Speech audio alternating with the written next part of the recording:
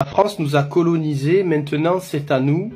On a l'islam, rien ne peut nous arrêter. Alors vois-tu, cher ami, d'un point de vue historique, tous les peuples ont colonisé leurs voisins. Sais-tu par exemple que, à un moment donné de l'histoire, les arabo-musulmans ont colonisé tout le Maghreb, c'est-à-dire, alors dans l'ordre, la Tunisie, le Maroc, l'Algérie et la Mauritanie, de 642 à 710. Cette colonisation, en effet, s'est arrêtée en 710 car tous ces pays-là furent effectivement islamisés en quasi-totalité.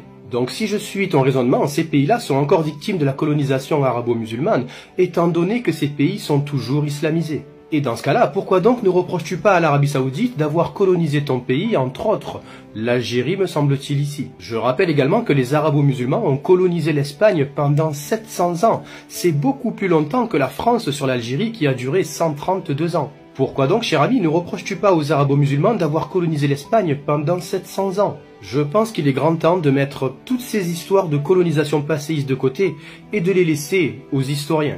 Pour la bonne et simple raison, c'est que nous n'étions pas nés à l'époque et donc nous ne sommes pas responsables du poids de la colonisation, aussi bien de peut-être mes ancêtres, j'en sais rien, que peut-être les tiens également. De plus, cher ami, tu commets en 2 phrases un énorme péché du point de vue de ta religion, et je vais t'expliquer. En effet, tu dis en premier temps, la France nous a colonisés, maintenant c'est à nous, et en deuxième temps, tu dis, on a l'islam, rien ne peut nous arrêter. Alors je ne sais pas, cher ami, où tu as étudié ta religion, mais si tu avais un petit peu lu le Coran, tu saurais qu'il existe un verset, et même plusieurs, qui dit absolument l'inverse de ce que tu prônes. C'est-à-dire vouloir reporter le poids du passé sur des êtres innocents aujourd'hui. Alors je ne suis pas musulman, cher ami, mais je parle l'arabe littéral, et je vais te transmettre un verset coranique en langue arabe et te le traduire en langue française au cas où tu ne parlerais pas la langue arabe. Alors ce verset se trouve à la sourate 53, sourate An-Najm, sourate l'étoile, verset 38 précisément, où il est écrit « Elle taziru waziratun wizra ukhra », ce qui veut dire en d'autres termes qu'aucune âme ne portera le fardeau